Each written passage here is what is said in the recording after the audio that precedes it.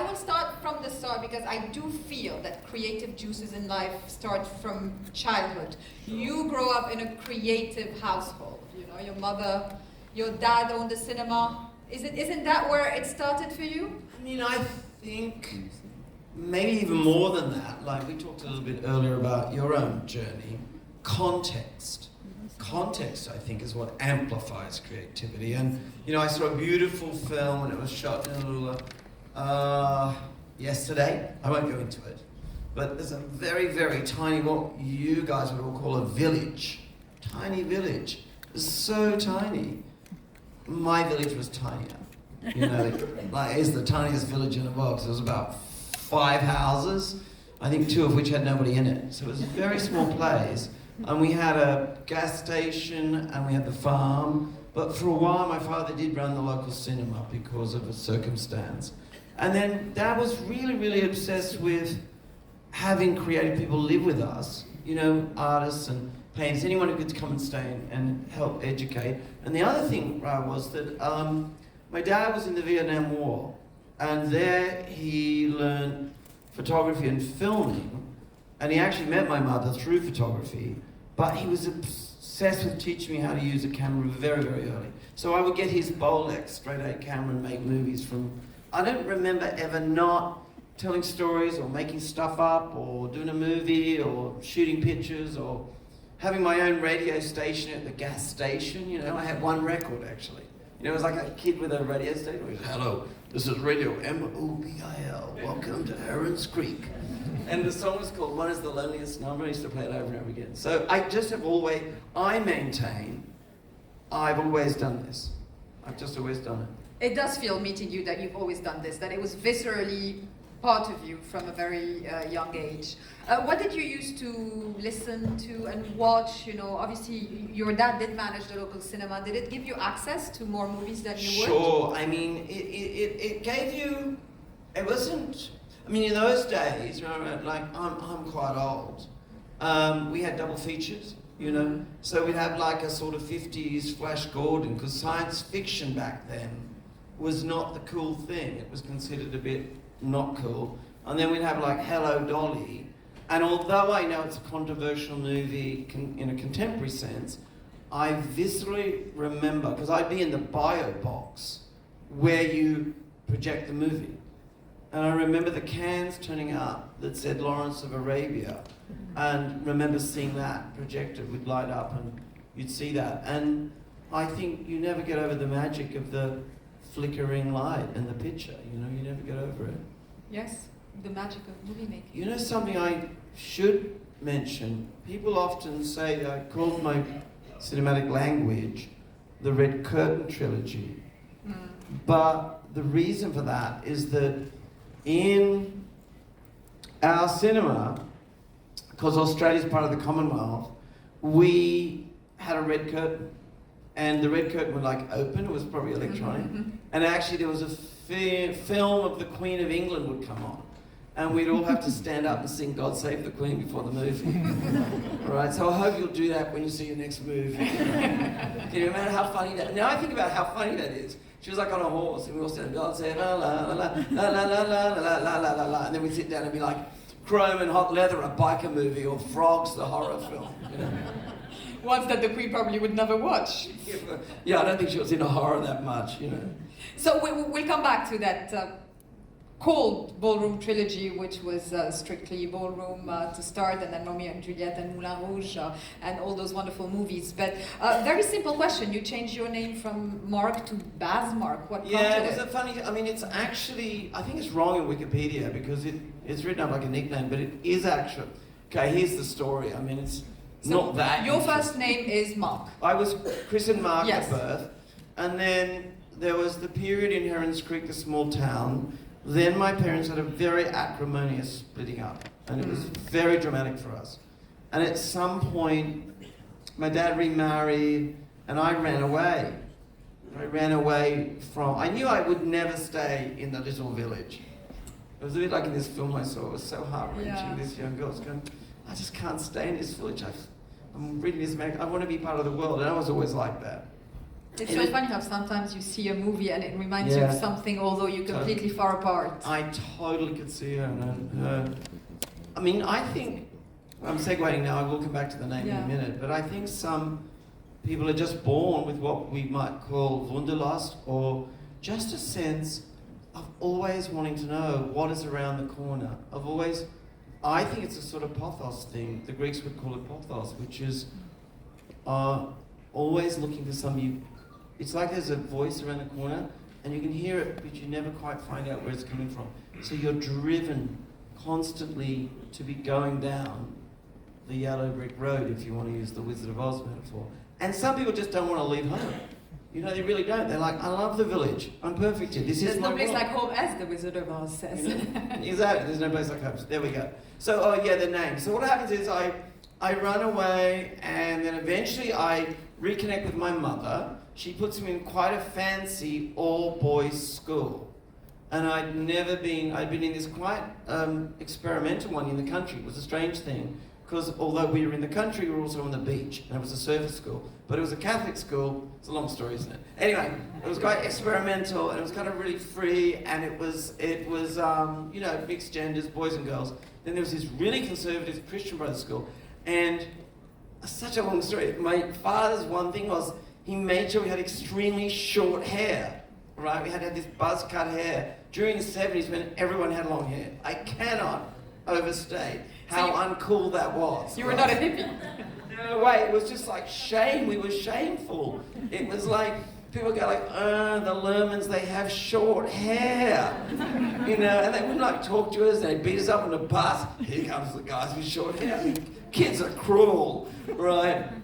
So when I run away, I'm free. I just let my hair grow mad. And I had, believe it or not like that, I had really, really curly hair. So the kids used to tease me and get quite violent, but they'd throw stuff at you. And they used to tease me and call me after this character on television, Basil Brush, which was a sort of glove puppet, fox glove puppet. I can't believe I actually did this, right? A glove puppet. And to get revenge on them, they used to call me Basil, and then everyone just sort of called me Baz. So I went at the age of 19 into Depot, you know what that is? Into the government, and changed my name formally on my passport to Baz. And then I said, hell with you, I'm going to take that name, and it's going to be my sort of stage. Yes. I'm not going to let you take it away from me. So I sort of grabbed the name and made it my brand, I guess. That's the story. That's a great, great story. We say in Arabic, Ismail Fanni, as in my artistic name. And you're so Baz Luhrmann. They say Ismail. Ismail, which is my name, El Fanni, the artistic, my is artistic Ismail name. Is it? Ismail El Fanni Baz. Ismail El Fanni Baz. You know what? Some people are born with great name, but you know, it's funny. I've got to be really careful, because my wife says, Baz, you know, sometimes you can't help yourself, you name drop too much. I go, but these are the people I work with. Exactly, so that's your I life. have to be really careful. And when I do, she goes, bing! She makes a noise like, bing! So if I'll say like, oh, Paul McCartney was so nice for something, like, bing!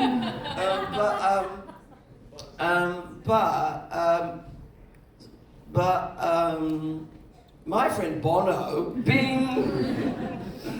His name isn't Bono. No, it's Paul Houston. Exactly. Another friend of ours, Sting, bing! His name is not Sting, you know. So, and I think this thing, actually, I talked to Bono about it. I mean, now this is going to end up in the press and so come out silly. But we were talking about it, and actually, I remember, no, it wasn't that. It was his friend's birthday, and he did a poem. He has a friend called, I think it's Googie. His friend is Googie. And as a bunch of kids, they all named each other. They all gave each other nicknames, because I think they were defining themselves. Names, sometimes names really suit people, but they were defining their characters. It's kind of claiming. And I think they were claiming each other by giving themselves names. I think probably that's what I was doing. I was going like, nah, doesn't really suit me. I'll take Baz. Baz is much more Hollywood. Thank you. So did you have a clear artistic vision from the start? Because I didn't even know that, but in my research I realized that, you know, you funded your own theater company as early as 19? Yeah, not sure I funded it, but oh no, I did actually. You know what I did? So what happens is, okay, so I've always done this, and I mean that in the sense I did it at the gas station, then I ran away, and as soon as I ran to the city and I grew the hair and they were teasing me, calling me Baz, I was going and set up a theatre company in the city. So by the way, I graduated appallingly at school because I was never there, you know. And I'm ashamed to say I deceived my mother that I was going to school when in fact I wasn't, and I won't tell the terrible story about how she caught me out because it was a shocking moment. Just don't ever mention something you see on daytime television, because she might check it out. But what happens is I did that, and then let me think. I was really lucky. So there was this. I had one amazing moment of luck. So during high school, I had theatre companies going, and there's this great drama school. We have one truly great. Well, we have more, but back then we only had one. And Mel Gibson had gone, and Judy Davis. Bing. Kate Blanchett. Bing. Dum, dum, dum, dum, dum, dum, dum. I love it. How about esteemed actors? No. Please name drop. We love name dropping. Don't we? You ain't seen nothing yet. Anyway, they're all going. I wanted to go. Yeah. And I was graduating from school. I had done nothing particular. I'd never been paid professionally, right? And I went in, and there was this audition on, and my friend got me in there, and I went in, and it was playing actually a pimp. Yeah. Was that the Judy Davis stuff? Yes, and what happened was, my sister had one of those things, you know, with gold things on that, you know, makes wind chimes. So I took that off. She was only like 5. So I stole her wind chimes, and I made earrings out of them. I drew a tattoo on, shaved my head, did it green, and went in, and I convinced them that I was, in fact, penniless and homeless on the streets. Anyway, I come home from school, high school, and my mother says, well, what are you really going to do? And I said, I told you, I'm going to do stories and be in acting like that. And right then I got the letter that said, you did not get into the National Institute of Dramatic Art. And I was like, oh my God, like, this is not how I wrote this. This is not how this is meant to happen. I'm meant to get in, like, And I can't believe this really happened. It sounds like a miracle. The phone rang, picked up and said, hey, look, that audition you did, you're going to star opposite Judy Davis in a movie. And I said, that's amazing. I said, great. And they said, we're only going to pay you $2,000 a week. That was a fortune to me. And so when Mum came home, I said, oh yeah, Mum, I'm actually in a movie with Judy Davis. I'm going to get paid $2,000 a week. I used that money to fund my theatre company. When I started a theatre company, and I was acting in movies, and then a little opera company as well. So yes, long story short, yes, I did fund my company. Was your mum impressed? I don't know if she's still impressed. What's my mother? That always Guys, do we know mothers? They can be complicated, yes. Right? Put up your hand if your mum's not. Yes, they're here to criticize. Yeah. My mother is an interesting character, and I tell you who was impressed. My older brother. He's a bit of a fantasist too. And when I finally, they're all, because I was making little movies and stuff all the time. It's all that thing. And you know, I don't know if you're in the arts, certainly where I came from, everyone would go like, yeah, but they pay you anything, mate? And everything would happen to me. I'd go, oh, no, I'm just making this little movie. Oh, yeah, right. It's like it's not a real job. Yeah, until you get money, right? And my brother went like, so you're in a movie, right? I went, yeah. And he went, and do they pay you anything? I went, $2,000 a week. He went, yeah. Well, now you're a superstar. The question is, how are you going to stay there? He just went straight to superstar. I said, I'm not really a superstar, I've just been paid. But it just happened very organically, and I've never done anything else. You know, never done anything else. I started with the theatre bit and all that. Judy Davis did say to me, though, she said, because what happened was I moved out of home really quickly, and I stayed with her. She was so kind to me. She let me stay with her. And she says, you know what would be really important? You shouldn't just act and be in the theatre. You need to go and get some real jobs to understand what that's like. Yes. So in the break between that movie and my theatre company starting up again, I worked at the library at Parliament House, and I went to sell jeans at a market. of which I was absolutely abominably hopeless at. Because I told everybody the truth about the genes, you know. They say, how do I look at these genes? I said, not good. And they go like, oh, I'm not, you know, I said, not good at all, they're not very well made. You know? And they said, well, I'm not going to buy them now. I said, it's probably a good idea, actually. And the guy fired me.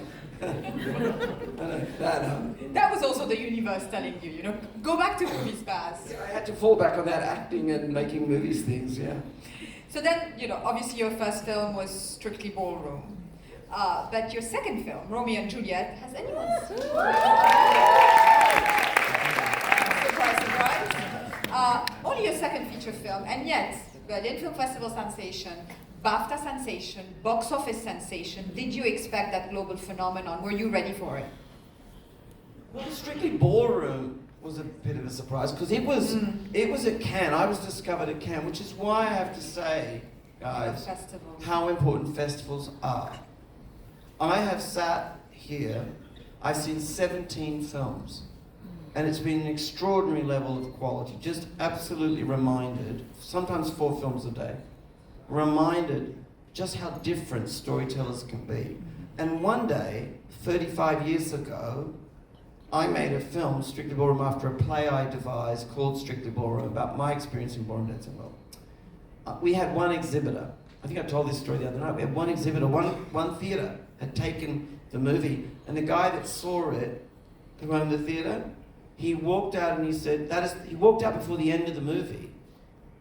And he said, it's my first movie. He said, that's the worst movie I have ever seen. And you have ruined this older actor's career. She ends up winning Best Actress for the role. Sadly, she never knows, because she dies before this all comes about. I leave with Catherine Martin and my other friend. We go up the coast. I told this other night, but I shaved my hair off. And I think, well, my film career's over. You know, that's never going to happen. I'll have to do theatre for the rest of my life. And I was in a van park, and this woman comes out and goes, Baz, there's a guy on the phone with a funny accent. And I'm like, okay, I've got half my hair shaved, and it's raining, and I'm holding up like a bucket over my head because the night before a guy had been killed because a coconut had fallen out of a tree. And I've got the phone here and a bucket there. I'm going, hi, and he says, my name is Pierre Rission. Bad French accent, I know. Yeah. Anyone speak French? Anyway, my name is Pierre Rission. I'm going to offer you a place. It's a Cannes Film Festival at 12 o'clock. Screen the movie, can't believe it. Screen it, from that moment on. That's it. Romeo and Juliet was different though. Because after Strictly Ballroom, I eventually did a deal with Fox, which is an overall, they call them. But I had all these crazy rules, and everybody wanted sort of Strictly Ballroom too. You know, can you make another dance film like that first one? I said, no, I want to do a Shakespeare film. And I'd done a lot of research on Shakespeare. How would he direct a movie? And in your theatre days, you had done a lot Yes, of Shakespeare. I'd studied Shakespeare deeply. And they were like, Shakespeare films never make any money. No. I said, yes. And I did a whole lot of workshops to convince them. And then I was thinking, who can play Romeo? And I saw a picture of this very young guy in a magazine, and I thought he was either model or he was really, really romantic looking. And I said, look, we need someone who looks like that. And he said, actually, that is a young actor called Leonardo DiCaprio. And he had not done Titanic or anything. And I said, oh, who's that? And he said, he's been really good in this movie. So I go to Los Angeles, I meet he and his dad. I said, look, this probably sounds crazy, but I had managed to get 2 business class tickets. Why don't you both fly to Australia? We'll workshop, and if you like the idea, we do it. And Leo, being Leo, cashed in his tickets and flew just bucket class. Right? For the footprint. Yeah, bringing his 5 friends with him. Right? Flies down. They all turn up. And by the way, the 5 friends are all in the workshops. I cast them in the videos I've got, you know.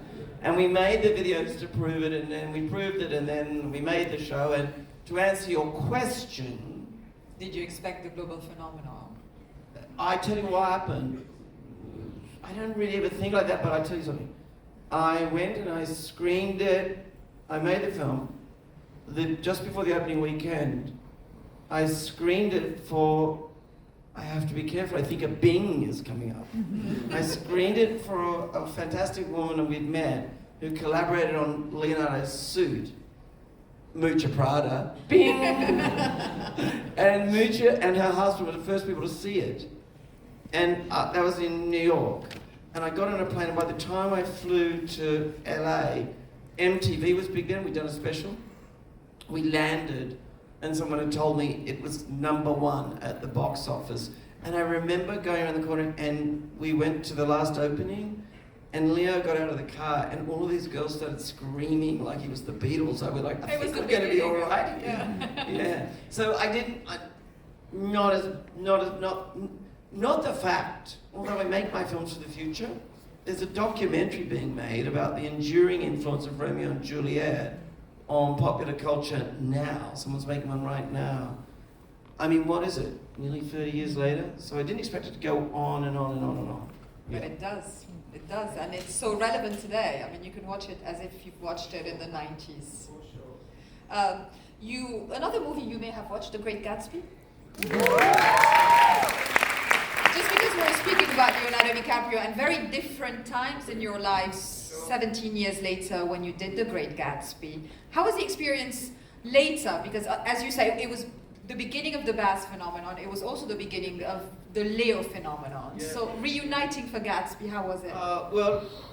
Leonardo, and in fact his family, George, his dad, I never go to Los Angeles, I don't go for a walk with George. And Leonardo and I, like some performers you work with, and you have a very professional relationship, some have a very warm relationship, and but a few are actually long-term, deep friends. And Leonardo is like, I saw him just the other day, and like, it's like, I don't know, I wouldn't say brothers because I'm so much older, but we're that close, and I'm that close to his family. So when Gatsby came around though, he's really, I'd grown, he'd grown, and the biggest difference was that Leonardo had so much more agency in the development of the idea. He was a creative partner in it. Yeah. And this was a great thing. And really, even though we're friends, he would put me through the ringer. And what I mean by that is, he would not leave a stone unturned in terms of asking the question or challenging the notion or how we were going to do it, because ever since I've known him, even from the age of 19, that's when we met, he's only really obsessed about two things. One is acting. He's obsessed with that, with the craft. The craft, like, and the other is the environment. People think his environmental commitment is newish. It's not. He was 19 and he was so obsessed with the world we're living in and the environment we're living in and how not to destroy nature and his passion and love of the natural world. So yeah, but he was more, we were more partners on that. We were a partnership. Yeah. Was it a coincidence that both were books, or it just happened that way? Book adaptations. Both were book adaptations. I think that's a good question. I think Romeo and Juliet, look, Shakespeare was like, I loved Shakespeare. Someone had done what I did with the film for me. When I was very young, I was at school. There were two experiences of Shakespeare. It was in such a small school, there was only one room. You know, the small little school. And we had nuns, you know, Catholic nuns. And we had a bookshelf. And I went over to the bookshelf and I went through the books, and there was one with a tatty cover, and it was called The Merchant of Venice. And Sister de Chantal came over and she said, oh, that's from our most revered author, William Shakespeare. And I opened it up, I read the first few lines, and I went, I will never be able to understand that as long as I live. And I put it down. And then when I was in high school, I went, and a national treasure of ours, who's a great director called Neil Armfield, was doing a production of As You Like It. And we were all, you know, kids, dragged off to see Shakespeare, rolling our eyeballs, go into the theatre. We go into the theatre, and it was Club Med. There was a marimba band on stage. There was lights. Got people canning out sort of faux cocktails, people dancing. I'm thinking like, hang on, this is supposed to be a Shakespeare play. La da da, the music gets louder. La da da da da da, la da da da da da, louder. La da da da da. We're going like, we're all sort of chatting and talking like we're at a party. La la la, bang, silence, slash of white light. Trickier comes on, smoking a cigarette. If music be the food of life, play on. Boom, dun dun dun, off we go. I don't remember how that 2 hours traffic of the stage passed and how it was that I just could understand every single word. That was the revelation of Shakespeare when I was 17. So when I made Romeo and Juliet, I was trying to do the same thing on film. So I had a journey with Shakespeare. I think with Gatsby, I never understood the book at school.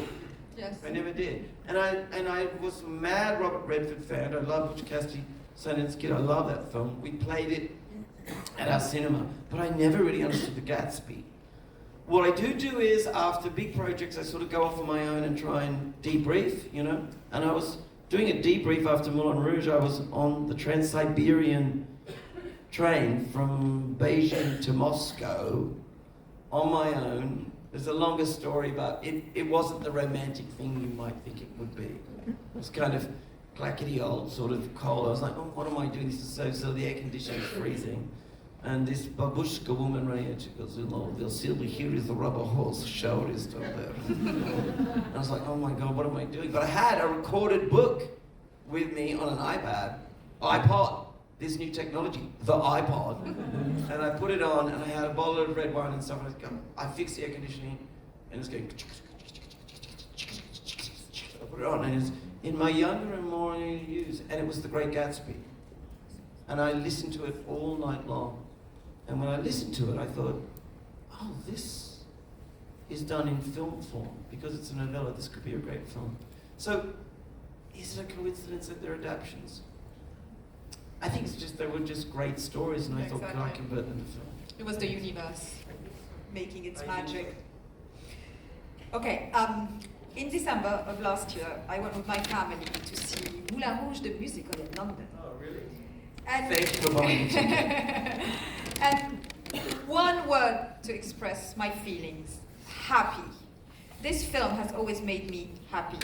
So let's flash back to the sensation of Moulin Rouge, because the experience and the legacy of this film are both amazing. What does it mean to you? Well, when we had the little cinema, right, part of my unusual diet of cinema was that probably in the 70s, when everyone else was seeing the French New Wave, at our movie house, we had like old movies, like musicals. And on our one black and white television, we got cheap television. So we would get things that in those days no one respected, like Casablanca or, you know, Citizen Kane, but a lot of musicals. So I had a real love of the musical form. And I always thought, gee, I think I want to make that work for our time, our place. And that was my mission, was to find each period has its way of doing a musical. In the 70s, they tended to be very realist, you know? You could count like Saturday Night Fever as a musical. And that was my mission. And I just got to a point, after Romeo and Juliet, I had a sort of creative freedom where I could basically make anything I want, any way I want. I mean, I don't make them very often, you know? And I just said, no, I want to make the musical work. And they're like, oh my God. And people I love, right, and respect, I'm not going to drop a Bing, but a Hollywood Bing said to me, it was very powerful, said, the musical will never be popular again. You're wasting your time. You know? And I said, well, maybe, but I'm going to have a go. Okay, and that who was was that? You have to pick this one. No, I can't do it too. Let's just say he ran a studio and he was very famous. Oh, okay, okay. Yeah. So it was a producer. He actually, I'll give it away. He's one of three. What am I doing? Don't do it, Baz. Take the hand away from the lever. Exactly. Let's go back to Cannes and Montée des Marches and that whole and the experience. opening. But it was really, a lot of people didn't believe it could work. And I never doubted that. I just thought it was so much work though. It was one of the hardest films I've ever made. I mean, Romeo and Juliet was kind of very joyful. Yeah. And so cool. We lived in Mexico. We made it there. Crazy romantic. stories, but Moulin Rouge was inside sound stages in Sydney, and we never saw day. And we rehearsed for months, and it was just technically very hard to make. Nicole Kidman, Leonardo DiCaprio, do they become muses to you, at least during the project? Well, they're two, I said friends, they are to Hugh as well. I mean, Austin now too, I've become very close to, but Nicole and Leonardo are actual long-term friends. And I worked with Nicole when we edited Vogue magazine. She was that's the first time I worked with her. We were the guest editors of Vogue. So I guess that was before Romeo and Juliet. So that's how long I've known her. And we're always thinking, what can we do together? You did that beautiful commercial for Chanel as well. That we did. We did that Chanel piece, which was I can't really do ads, but we can make a world event. And the guy that owned Chanel said, a world event, that would be good. I would like that. She is arguably the nicest woman. I think she's just a sweetheart, Nicole Kidman. She is that, and she's also incredibly loyal, and one of her great gifts is that she's at her best when things are at their worst. So to be with Nicole when something hasn't gone right, or going through personal tragedies, which we both went through, two very difficult things, she's so good to be around for that. That's true. Yeah. Okay. Coming into the room, I told you that I played the soundtrack of Romeo and Juliet on repeat. I still do. I just completely love it. And Moulin Rouge as well. I mean, music is part of your cinematic narrative. It's not just a soundtrack. It's the way you tell stories. Tell us more. Actually, I actually make a lot of music. When I was going to do Moulin Rouge, I learned to produce. I mean, look, don't get me wrong. I work with the greatest producers in the world. But I love music so much, I actually make a lot of music. So I used to hide my producer credit in a thing called Blam, but now it's kind of more out there. I have a label with RCA. So ever since I made this soundtrack called Sunscreen, which wasn't a film, it wasn't a film soundtrack, it was a record. And then I produced, and I see, when I'm writing and developing the script, say with Craig, or collaborating, I equally develop the visual script with CM, but I also develop the musical language at the same time. And then I bring it all together in one script, because I consider music as legitimate storytelling material as the spoken word, as I do the visual language. They all have equal weight, because that's what cinema can do.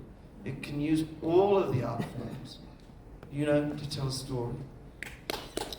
That's what you're famous for.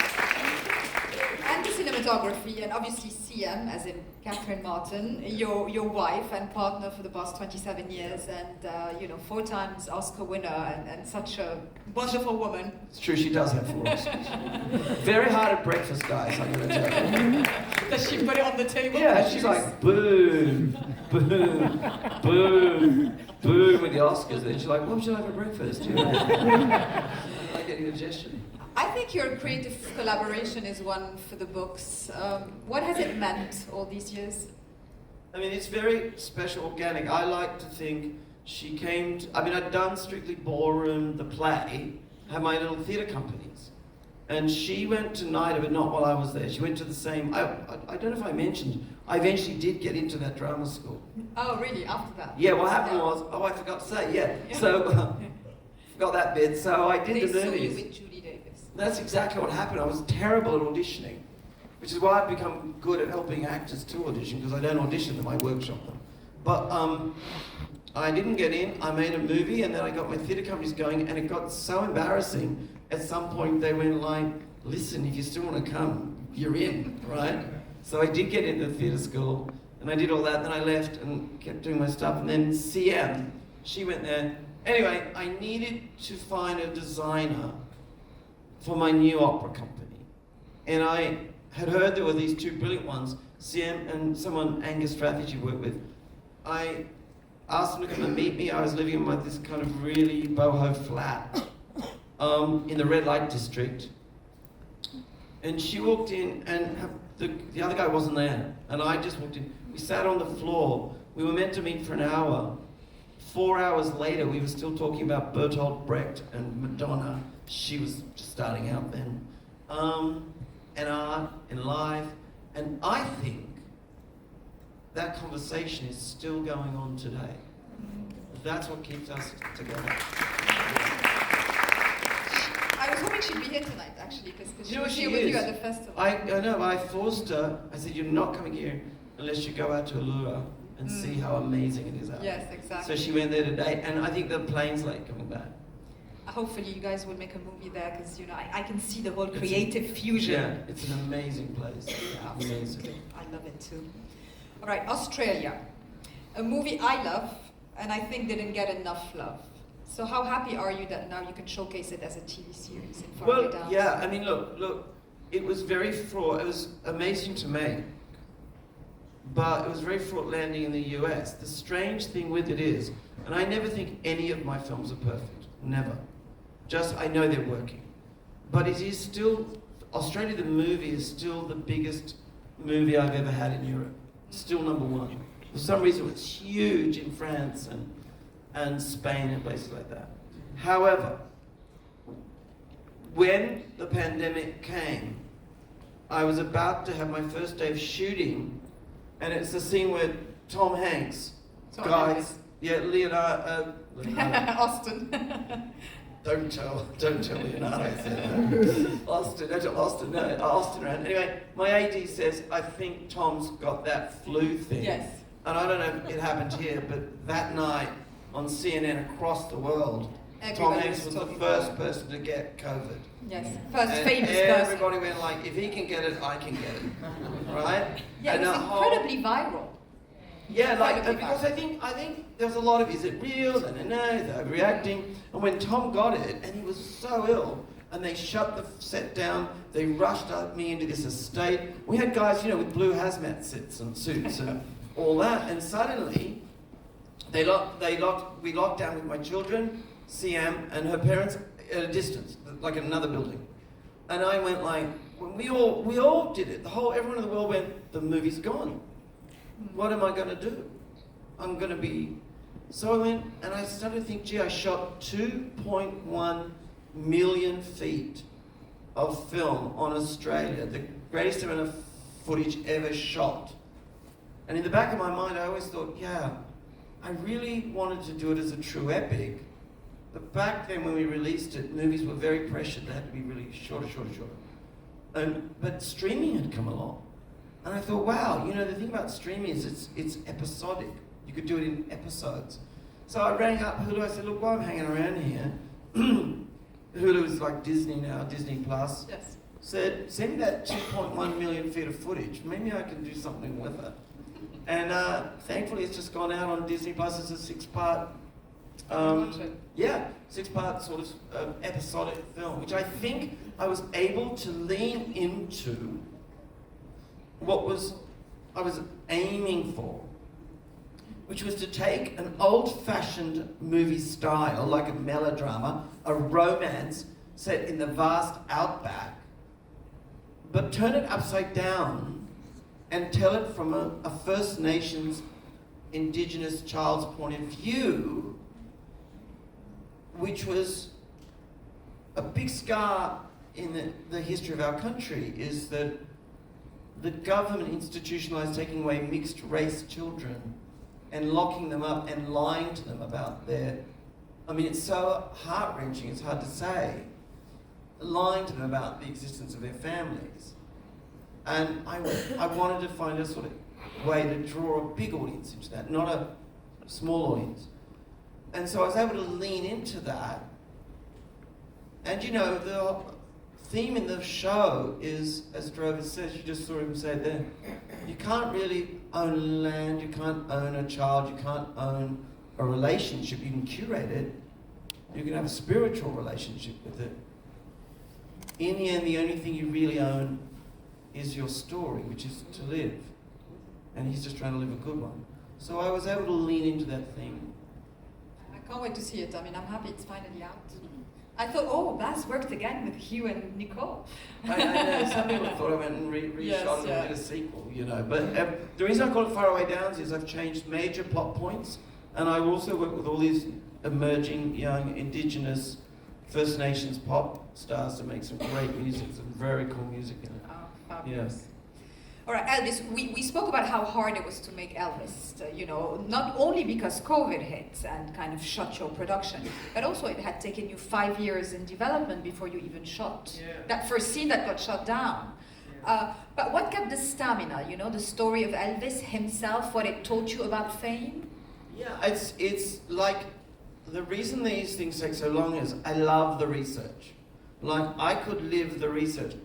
Because I guess I come from a very tiny village, whenever I do a Gatsby, I go and live in New York and live like, well, if not Gatsby, Fitzgerald, you know? And I had an office in Graceland for 18 months. But you see, it wasn't really about Elvis.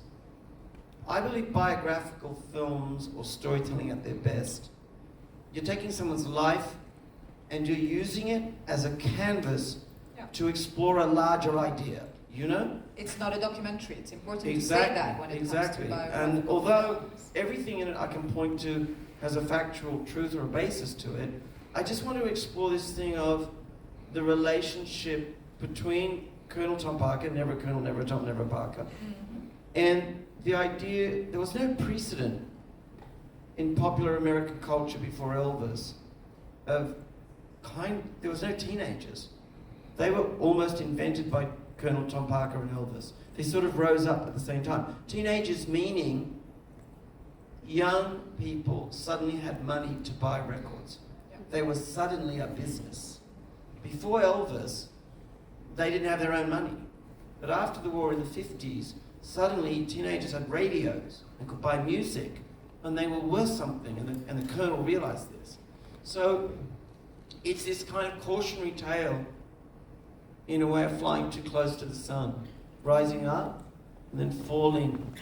That success and adulation, when we make human beings, no matter how gifted they are, into idols, it eats away at them because we always want them to be more than human. We want them to be eternal. We want one more album, one more movie. We want them to be perfect, but they're just people. And that draws away at them and destroys them, and that's what happened to Elvis. Yeah, true. Was the casting of Austin against all odds? It was certainly majestic. It was like miraculous is a word that comes to mind. I mean, I went, I'm not making the movie unless I can find someone to play Elvis, because I've been researching it for 3 years or something, and that was really fun. I thought, great, I'll never have to make the movie. I'll never find someone who can be as good looking, as talented, sing like it was never going to happen. And ding, yeah.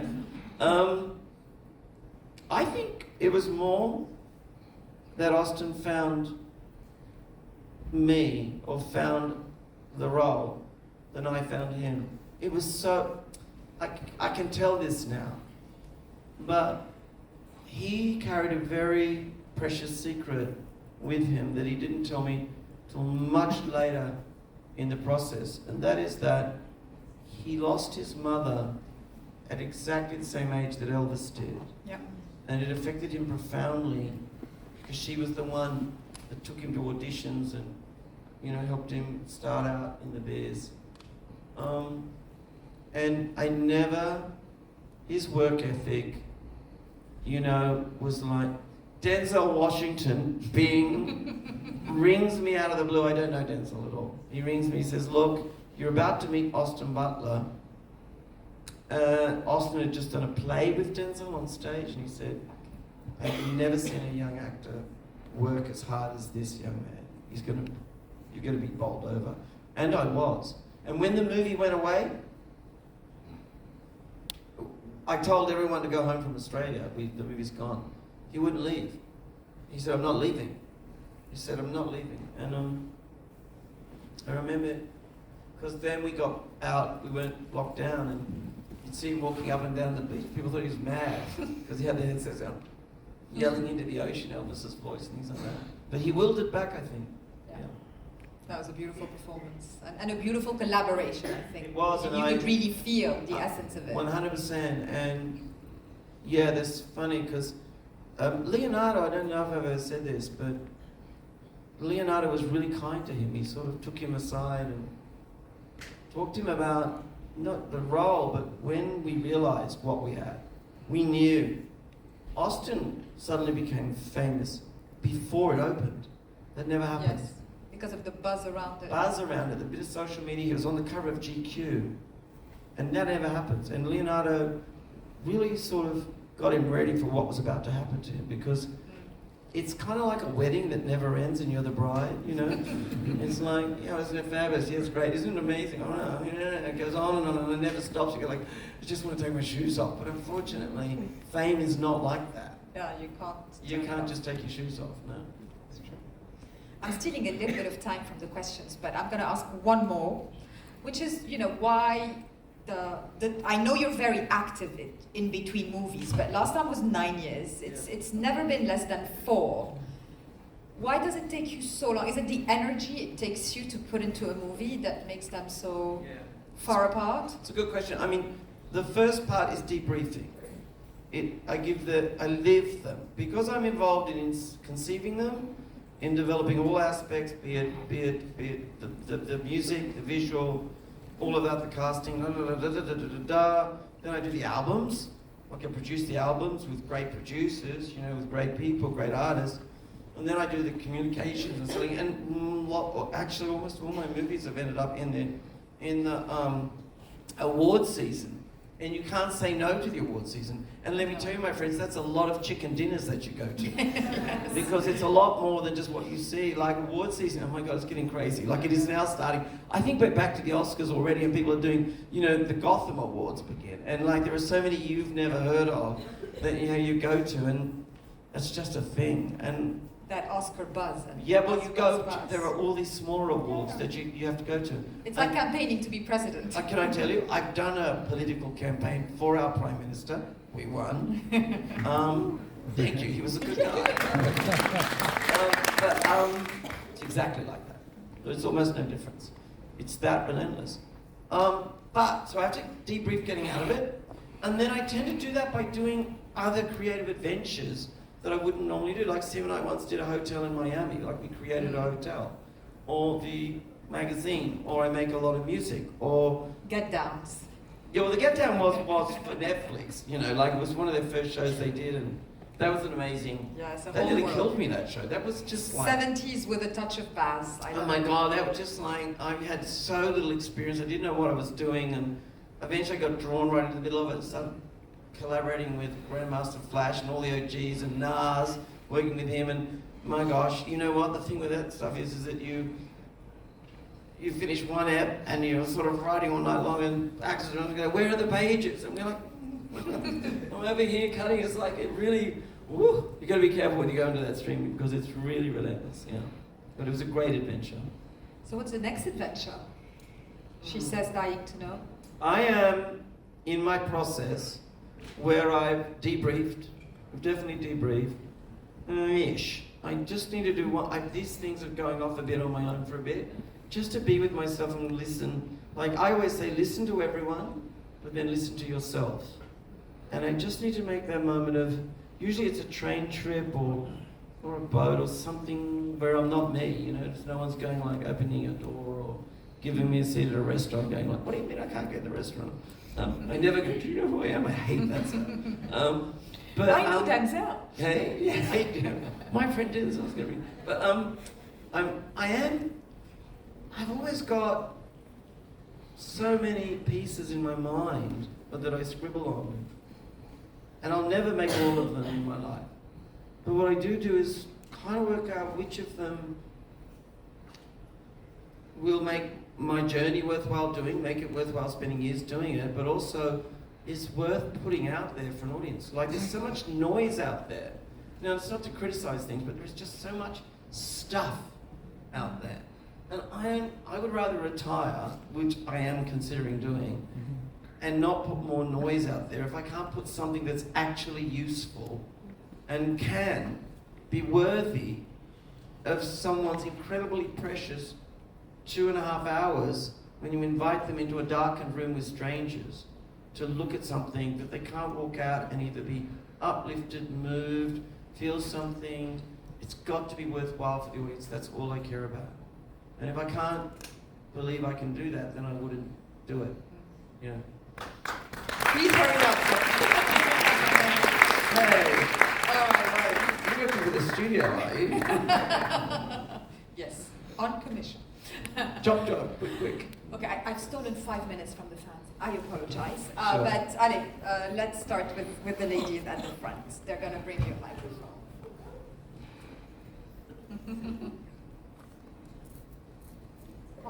Why don't I use mine? Here you go. So my name is Hira. I'm a filmmaker from Pakistan, and you're wonderful. You're one of the, I can't express it enough with words, but I'm really fascinated to know about one of the things that makes you really unique, which is the pace of your movie. Yeah. The editing style, like it's so, like your world is so heightened, and even though it's based off of like either literature or real people. So how soon do you start working on that pace, and when is that moment when you're like, yes, this is the pace? And your editor, how closely do you work with your editor, and do you have any production challenges? Thank you. Great. By the way, that is a truly, truly great question, and I'm not just being nice. By the way, and by the way, I'm not giving anything away about what I've seen, but there's some amazing movies coming out of Pakistan. They really are. They really are. There's something going on down there, but I don't mean that. Listen, that is a great technical question. I'll tell you why. Because when I started out, as you know, the tradition in movies mechanically is slow in. So for realism, what you do is, like I always think the realistic beginning of Strictly Ballroom, I don't know if you've ever seen the film, but it would be a car arrives at a suburban house. Mum would get her groceries out, credits. And by the way, I'm not bagging this out, but this is how movies tend to be. Credits. Boy combing his hair, you know, pretending to do cha-cha moves, you know. Scott, are you getting ready for tonight's ballroom dancing, la la la? You know, setting the table, getting to know the characters. We're sneaking up on you, slowly letting you peer in and learn about the characters. But I wanted to reinvent a kind of theatrical cinema, but in a shocking way. Now, it's not shocking now, but back then, 30 years ago, I mean, look, let's just flip that. Like, what if we interview the mother as if she'd lost her son to, you know, an addiction to drugs, right? And, you know, what he'd done on the dance floor was so sinful that she was ashamed. And we'll interview all of them. And then we'll do it at such a pace that the audience have got to go, like, first of all, they're going like, she's going like, oh, my son Scotty, what he did on the dance floor last night in front of Barry 5. You know, I can't, you know, and it, I mean, well, what did you think of me doing her? I thought I did her really well, anyway. The thing was that this idea of really, really challenging the audience with pace, challenging it, that was Jill Bilcock, who's one of our great editors. She had edited really great movies. And we said, let's do it, let's turn it, let's completely change the rules. Let's make it so fast, until you, the audience, go like, this is either madness, or, and you lean forward, but once we get you right to the very end, there's what I call signing the contract moment, which is go, go, go, go, go, and then we stop. And you lean forward. And then usually, say in Moulin Rouge, the signing the contract moment would be something like when Ewan and Nicole sing your song at the end. And you're either in and participating, or you walk out. You know what I mean? You go like, too crazy for me. And it's challenging the audience to participate in the movie. It's participatory cinema. Like, you're involved. I'm not pretending you're not there. And so that started with Strictly Ballroom, and Romeo and Juliet, same thing. So what you're really talking about is this, and I can't tell you, like, you weren't born then, but when Strictly Ballroom came out, I can't tell you how this simple thing upset the critics and filmmakers so much. They were like, too much change. They were like, yeah, put him in jail. You know, he's going to be in cinema jail forever.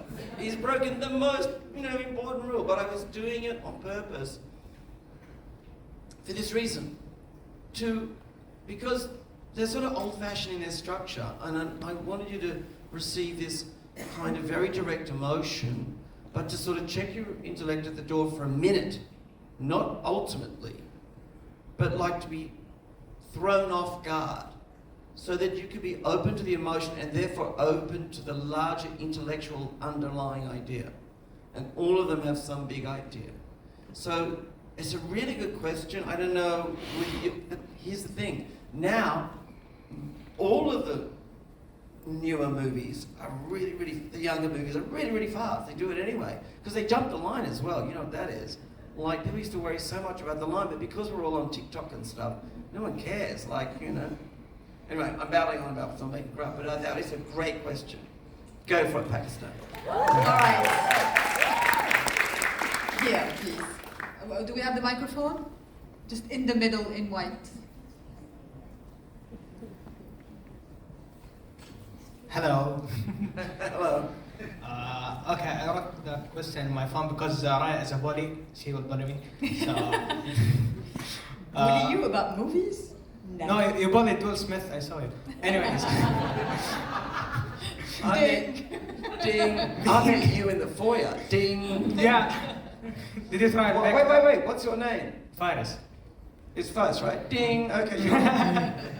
So, what techniques and stylistic choices do you believe are essential for creating a timeless cinematic experience, and how have you incorporated, and how have you... I made a mistake. Stay with it. You're doing really well. Okay. And how have you incorporated these elements into your own distinctive filmmaking style? Okay, well, good question. I kind of started to answer it there. Now, what you're saying is, I think it's up to every generation to invent, and every generation, but also every individual storyteller, to know the rules and then break them. You can't break rules if you don't know them. So you need to learn the fundamental craft of storytelling, and they are universal. But to have your own language, it's like when you go to a party or you're at a dinner and someone's a really good storyteller. Let's say they don't do this for a living, they just, your friend. And the one that tells a really good story, it's not just the story they tell, it's the way they tell. They go, there was this great bit, and then all of a sudden, this guy comes in and he's got a beard on, and this really long beard, and I grab it. I don't know why I said that, but anyway, the point is that it's the way they tell the story. And I think that as you get through your craft, the more that your film telling becomes more like the way you actually tell your friends a story, the truer it is for your own particular style. You end up with your own. With me, I'm so old, they call it a sort of cinematic language, Sometimes not in a good way, Oh, it's so Baz Luhrmann, But, and they're talking about a salad, too many elements in the salad, all chopped around. But finding your own way, your own language is super important, I think. Well, it's a journey, it's a lifelong journey, and sometimes your language changes because you change. I don't know if I'll make another movie, but if I do, I can't guarantee it's going to be in exactly the same voice or styling that I did when I made my last film, because you change, So that's been my counsel, is learn the rules, but then make them your own,